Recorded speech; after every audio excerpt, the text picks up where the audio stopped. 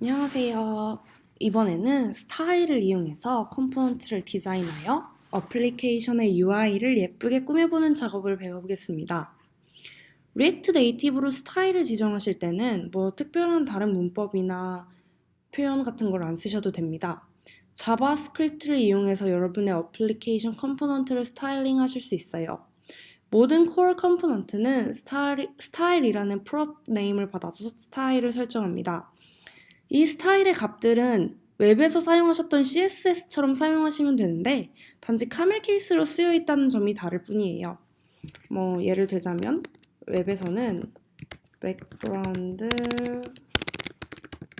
dash color라고 이렇게 쓰였던 것들이 여기서는 background color로 카멜 케이스로 되어 있다는 점이죠. 스타일 프롭은 자바스크립트 오브젝트입니다. 여러분은 스타일 오브젝트를 어레이로 만들어서 보내서 한꺼번에 적용하실 수 있어요. 그래서 스타일끼리 우선순위를 적용하실 수도 있습니다. 어레이의 마지막 스타일이 가장 높은 프라이어리티를 가집니다. 스타일을 상속하실 때 이 속성을 잘 이용하신다면 편하게 스타일을 설정해 주실 수 있습니다. 자, 제가 전 강의에서 말씀드렸다시피 컴포넌트가 더욱 복잡해지면 복잡해질수록 스타일 시트다 크리에이트를 이용하여 한 곳에 스타일들을 모아놓는 게 리더빌리티를 높이기 위해 아주 좋습니다. 이제 얘를 사용해서 직접 스타일을 적용해 볼까요? 일단은 기존에 만들었던 것들을 다 지워줄게요. 이거 안 지우셔도 돼요. 자, 우리가 원하는 스타일만 남길게요. 일단 컨테이너는 남겨놓겠습니다. 컨테이너는 남겨놓고 자, 빅블루라는 스타일과 레드라는 스타일을 만들어 볼게요. 이제 빅블루라는 스타일에는 얘는 블루 컬러가 있고 폰트 웨이트 이것은 볼드 하면 여러분들이 예상하시는 그 굵기를 진하게 주는 효과가 들어갑니다. 그리고 폰트 사이즈는 20으로 줄게요.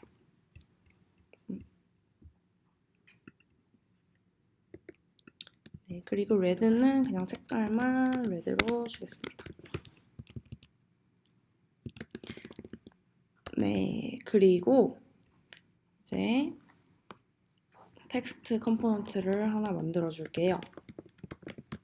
사실 하나가 아니라 4개를 만들 거예요. 4개를 만들어 보겠습니다. 이렇게 만들고 이 다른 4개의 텍스트 컴포넌트의 다른 스타일을 지정해 줄게요. 먼저 just red라는 텍스트를 한번 만들어 볼게요. 이 컴포넌트에는 스타일스다 red만 적용해 줍니다. 그럼 여러분이 예상하셨던 대로 그냥 빨간색 글자가 떠오겠죠? 그리고 이제 just big blue라는 텍스트 컴포넌트를 만들어 줄게요. 그러면 여기 스타일에는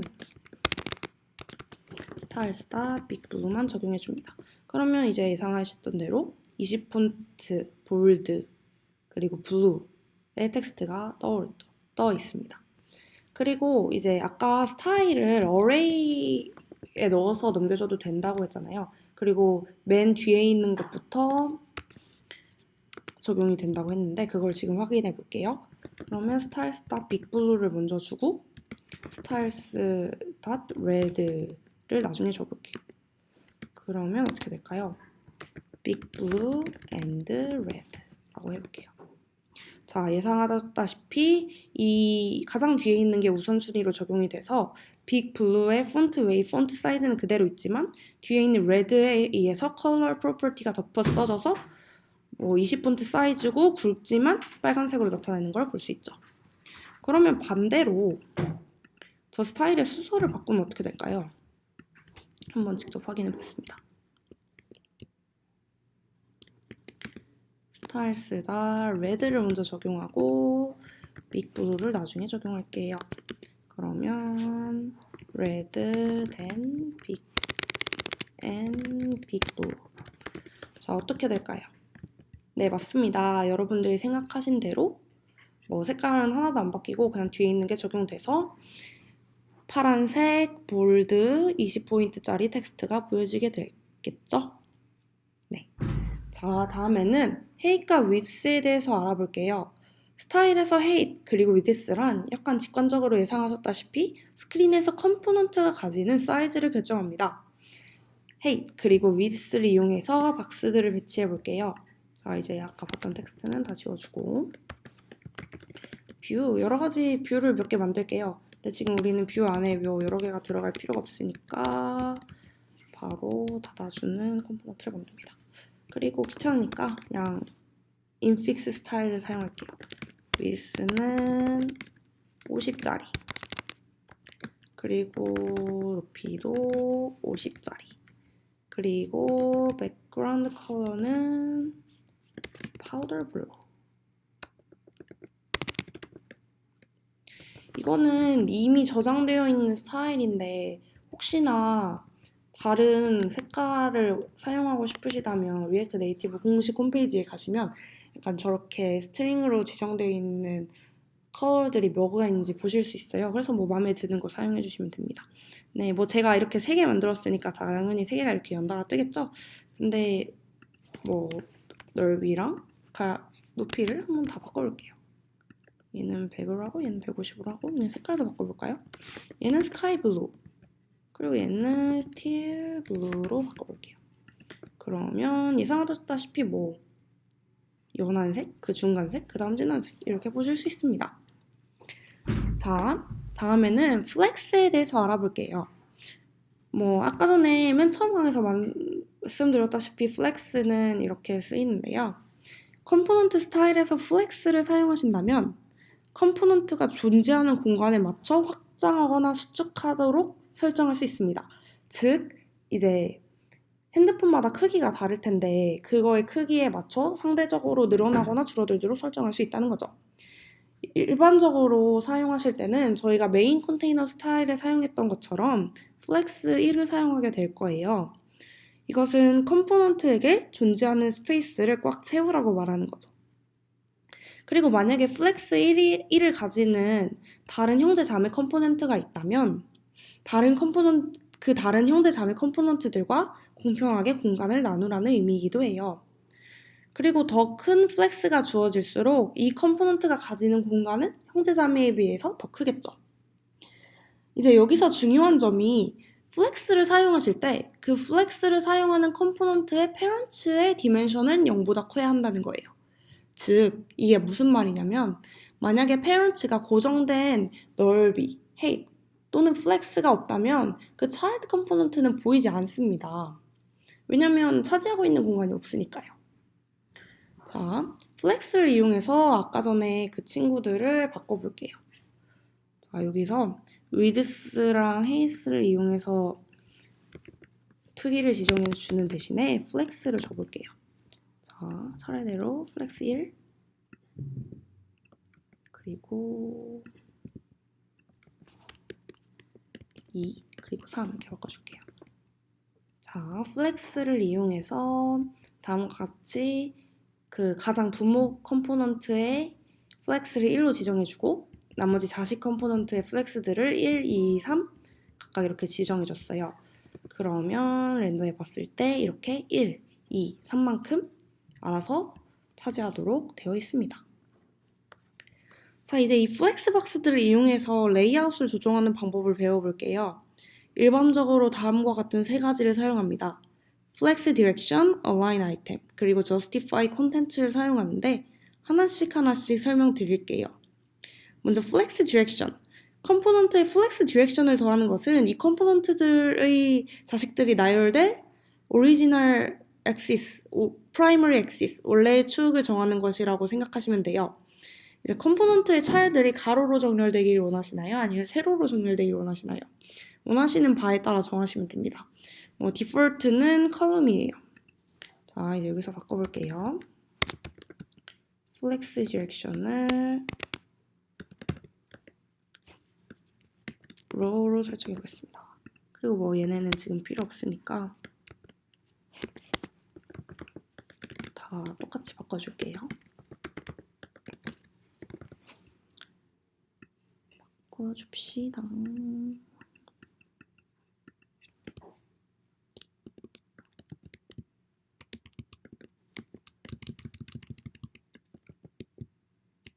하고 이렇게 바꿔주면 됩니다. 그리고 확인을 해볼게요. 그럼 이제 뭐 가로대로 이렇게 나열이 되었죠? 근데 여기에 지금 저게 상단에 되어 있는데 얘를 추가하면 가운데로 옮기고 얘를 추가하게 되면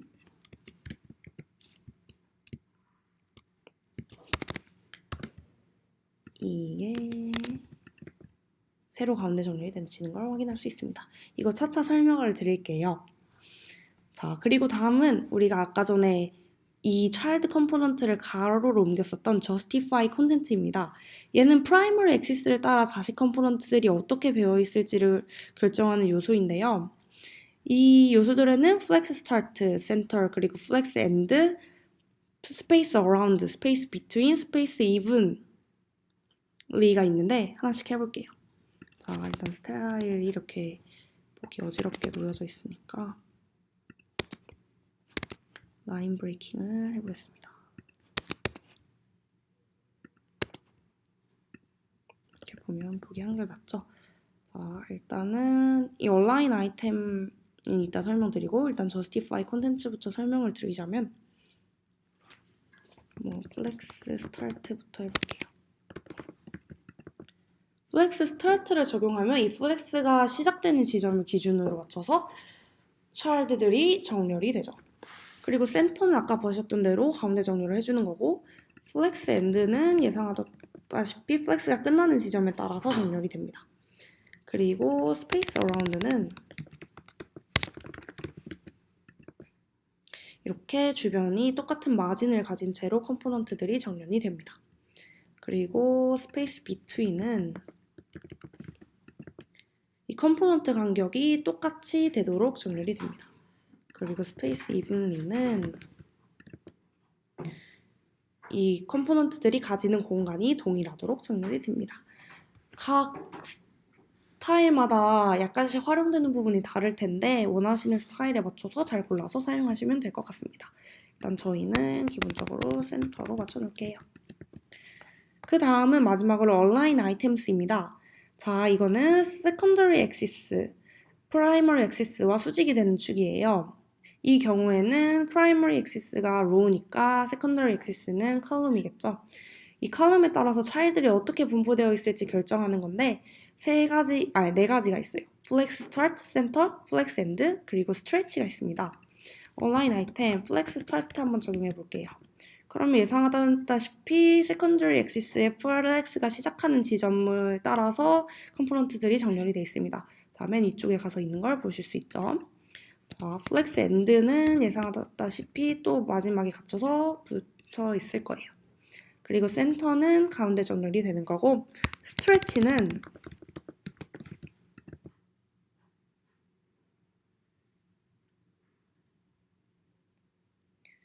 늘려주는 거예요. 컴포넌트들을. 근데 지금 이게 얘와 같이 위드스랑 헤이스가 지정되어 있는 경우에는 스트레치가 통하지 않습니다. 네, 이렇게 기본적인 스타일 요소들에 대한 설명이 끝났습니다. 혹시 더 고급 요소들을 사용하시고 싶다면 리액트 네이티브의 공식 문서들을 참조하시면 될 것 같아요. 점점 더 어플리케이션을 만드는데 가까워져 가고 있습니다. 혹시 강의에 잘못된 곳이 있거나 더 궁금한 점이 있으시다면 메일이나 댓글을 남겨주시길 바랍니다. 다음 시간에는 리액트 네이티브의 기본적인 컴포넌트를 사용하는 방법들에 대해서 조금 더 배워볼게요. 오늘은 이만